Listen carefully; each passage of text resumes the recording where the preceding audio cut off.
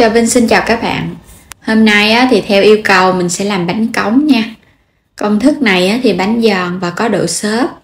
Mình ăn ở bên trong nó xốp xốp mềm mềm, ăn ngon lắm, nó không có bị khô cứng đâu. Rất là dễ dàng luôn, ăn cùng với nước mắm chua ngọt, thêm một ít rau để mình cuốn nữa. Thì khỏi cần ăn cơm mà vẫn no bụng. Bây giờ thì mời các bạn mình cùng làm nha. Ở đây thì mình có dùng 50g đậu nành. Đậu nành này các bạn rửa sạch, xong rồi cái mình ngâm qua một đêm để cho đậu nó mềm, để chút nữa mình xay ra cho nó mịn dễ hơn. Thì mình ngâm xong thì cái lớp vỏ nó tróc ra như vậy nè. Tiếp theo là mình có 100g đậu xanh. Đậu xanh hạt thì các bạn cũng có thể ngâm vài tiếng hoặc là qua đêm luôn cho nó mềm. Cho hết phần đậu xanh vô trong nồi nước, mình sẽ luộc trong vòng 10 phút cho đậu chín mềm. Quay qua đây thì mình sẽ đi xay đậu nành luôn. Mình dùng một lon bia hoặc là soda và nước có ga. Mình dùng là 330ml nha. Mình sẽ cho vô một phần để xay đậu nành. Rồi các bạn sẽ xay cho nó mịn ra. Đậu này ngâm trước cho nên là mình xay cũng nhanh. Các bạn xay chút xíu là nó mịn rồi. Sau khi phần đậu nành đã mịn rồi thì bây giờ mình lấy nó ra nha. Xay cùng bia nên thấy nó hơi bọt bọt một chút. Mịn nè, thơm bia lắm luôn á. Sẽ cho hết phần đậu nành xay ra cái thau, mình sẽ lấy luôn cái phần xác đậu luôn. Không có cần phải lọc rây gì hết, để cho bột nó giòn. Tiếp theo nữa mình dùng đây là 250g bột gạo lọc, bột cái loại hạt vậy nè thì bánh nó giòn hơn. Còn không có thì các bạn dùng loại mịn thay thế cũng được.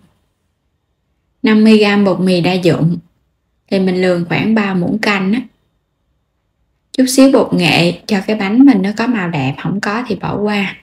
Và đây là hai loại bột mình dùng nè.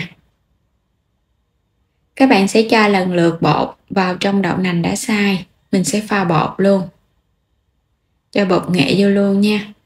Rồi mình nêm vào đây nửa muỗng canh hạt nêm, nửa muỗng canh đường,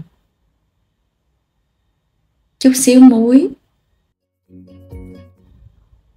Còn nếu mà các bạn không dùng đường thì có thể thay bằng chút xíu bột ngọt ha. Cái phần bia còn lại nè, mình cho vào mình trộn bột luôn. Cái lượng bột và một lon bia vậy là nó vừa á. Bột đừng có quá lỏng mà cũng đừng có đặc quá. Thì mình cho bia vào các bạn trộn lên thì bột rất là xốp. Mình sẽ khuấy cho bột nó tan mịn ra. Bột đóng gói thì các bạn phải có thời gian cho bột nghỉ nha. Mình sẽ để đây nửa tiếng. Nếu mà có thời gian nhiều hơn thì để 2 tiếng để bánh nó giòn hơn. Tiếp theo thì mình cho dầu vào trong cái nồi. Bánh cống thì dùng cái nồi đi để cho nó ngập dầu cho vào, rồi các bạn sẽ lấy cái cống. Mình sẽ ngâm cái cống này trong dầu nửa tiếng đồng hồ luôn, trong lúc mà chờ bột. Thì trong thời gian này các bạn để lửa riu riu nha, cho cái cống nó nóng. Mình có thịt nạc xay.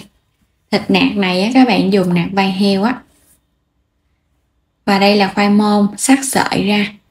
Nếu không dùng khoai môn, các bạn dùng củ sắn cũng được. Tép thì thích con lớn thì các bạn dùng con lớn nha. Còn nếu mà không thích con lớn thì dùng con tép nhỏ. Đây là con tép xong nè, nó ngon hơn.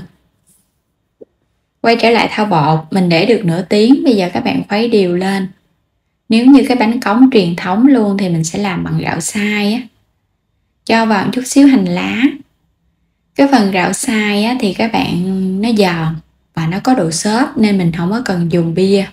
Còn đây mình làm cái loại bột gạo này thì nó hơi khô.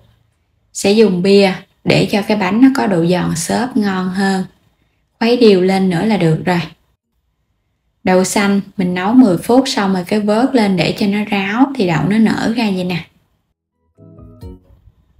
Rồi bây giờ đi chiên bánh nha. Dầu phải thật là nóng sôi, cái cống phải nóng thì khi mà mình cho bột vào nó không có bị dính.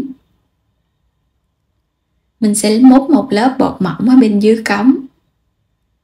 Rồi các bạn sẽ cho đậu xanh vào. Tiếp theo là dại.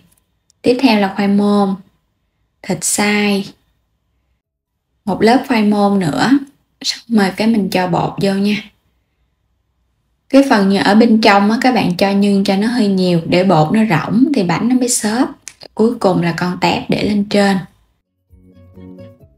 Rồi mình sẽ cho từ từ vào trong nồi dầu, đừng có cho nhanh quá nó bị bắn bột á. Cái cống này đang nóng, các bạn sẽ lấy ra mình múc bột vào. Một lớp thật là mỏng thôi ha, đừng có dày quá. Dày quá một chút nữa cái bên dưới nó khó chín lắm á. Cũng cho lần lượt nhân cho vào giữa.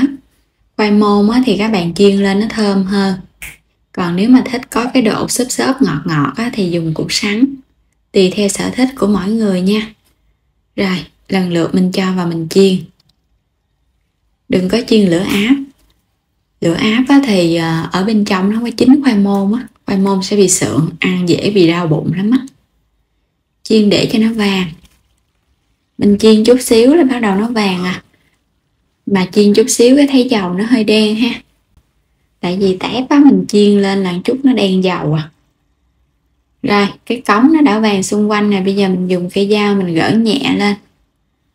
Tại vì á, mình ngâm dầu lâu và cái cống của mình đã dùng rồi cho nên là nó cũng tróc. Cái bánh này thì nó không tróc nhiều ha, nó hơi dính đít chút xíu nè. Chiên sơ nữa, khi mà thấy xung quanh bánh nó vàng giòn thì mình sẽ gấp bánh ra. Cho qua cho nó ráo dầu nha. Mình sẽ vớt lên luôn. Nếu mà kỹ hơn thì các bạn dùng cây dao á, mình khoét nhẹ ở dưới đáy của khuôn bánh để cho nó nhanh chín. Rồi mình cho tiếp cái bánh kế vô. Cái nồi của mình hơi nhỏ nên mình chiên 2 cái à. Cho ra. Lần lượt thì các bạn chiên cho đến hết bột. Thì phần bột này á, là mình làm được bao nhiêu cái bánh nè. Cái khuôn, cái cống của mình nó cũng hơi lớn á. Và nước mắm chua ngọt, củ cải, đồ chua. Nước mắm á, thì mình có nhiều video chia sẻ lắm. Thì mình để đường link trong phần mô tả. Bánh rất là giòn, xung quanh giòn rụm luôn. Nè, mình gõ nè, các bạn nghe được cái độ giòn ha. Giòn và có độ xốp thì bánh cống nó mới ngon. Còn giòn mà nó bị cứng á, khi nguội các bạn ăn nó cứng ngắc là không có ngon đâu. Bên trong rất là xốp luôn. Rồi bây giờ thì mình sẽ cuốn cùng với rau cải nè.